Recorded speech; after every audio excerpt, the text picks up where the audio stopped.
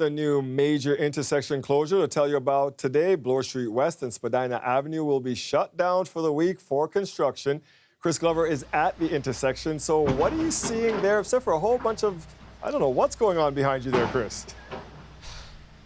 Well, it is loud. There is a lot of construction here. It's getting in everybody's way, and now it's raining as well. So not a great Monday for a lot of the commuters and people trying to get around this area that I've been speaking to. But I want to show you this work, and part of the problem that's happening as a result of it is that there's other construction and infrastructure work happening as well right in this same area, impacting Spadina too. This project, though, it's going to be the shortest of a lot of these projects in the area. It's only going to last a week, but this major intersection will be closed until next Sunday. What they are doing is they're resurfacing the road here. They're fixing up some parts of the sidewalk. They're also going to be changing up the bike lanes. They've been doing that along this stretch of Bloor, right from this part here at Spadina all the way down to University. And all of these changes, the city says, need to happen. They've been planning this work for a long time. Still, some people are not happy about it. Obviously, a big inconvenience. Here, I want you to take a listen to what some people had to say. Well, I work right here in this building, so it's a little bit of an inconvenience for people that are commuting and for families and members of the community who use the facilities. Stopping traffic on the main Bloor Street, and Spadina's pretty busy too. So that's not good. Big pain in the butt. I just got some soot in my eye. That's why I have to wear these sunglasses. If anyone has pleasant feelings about these streets, I kind of question their ability to think. This area, Bloor Street in general, but this area near Spadina and St. George, there's always closures, and it's always pretty awful, but especially closing down in the middle of the summer. Driving in this area is an absolute nightmare. It has been, and with big closures like this, it's even worse.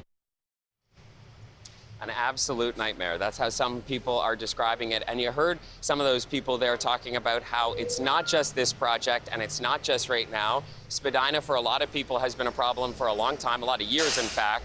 But that became worse last month when the city announced and the TTC announced that they were going to be closing temporarily the Spadina streetcar. So that was announced last month, but is going to last right through to the end of the year. So if we pan around here and show you this project that's going on, further to the south here, there is no streetcar happening on Spadina, and that's happening till the end of this year. The reason the city had to close the streetcar is because they are replacing the tracks in many places, and they're also modernizing the wires overhead.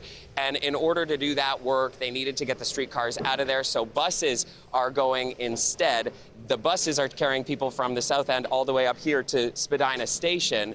But the problem with that is it's really impacted congestion and gridlock along Spadina. The TTC says in just 1 week of having the buses operating on that route, the commute times went from 20 minutes all the way up to over an hour. And so they noticed that something had to be done. So as a result, the TTC decided to have those replacement buses in the south end from Front to Queens Quay redirect off of Spadina. They're now taking Blue Jays Way, and the TTC says they've seen some improvement. The commute has gone down from over an hour to now it's around 40 minutes, but still higher than they want it to be. And there's another impact that's coming from this project.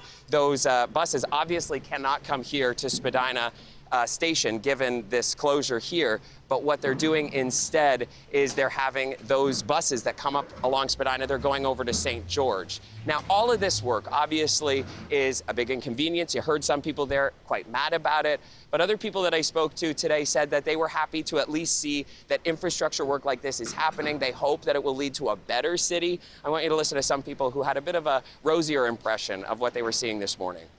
It's okay.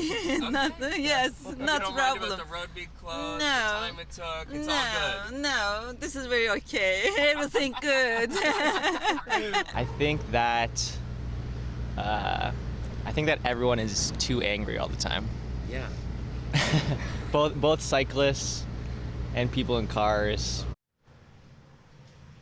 All right, so nice to see that not everybody is upset about this work. Some people are seeing the silver lining in all of this, Dwight, and the city says that they are going to be monitoring all this very closely. The city and the TTC have already together decided that they need to have more agents along this route, and particularly in this area, to help commuters get around, navigate this whole zone. They say that that work will be continuing, especially with the streetcars being out of service along this route right through to the end of this year. So the city and the TTC are going to be looking at what other things they might be needing to do to change up this route, possibly even adjusting lights, sequencing, that kind of thing. They're going to be talking about that over the next couple of days, and then they'll be presenting to council perhaps some recommendations that might need to take effect, and that could happen later on this month. But in the meantime, Dwight, at least for this next week, people are also dealing with the closure of this major intersection in addition to everything else in the area. Kudos to you and the camera person for navigating that mess, and also for bringing us some positive news out of that. Don't know how you find it. Thank you, Chris.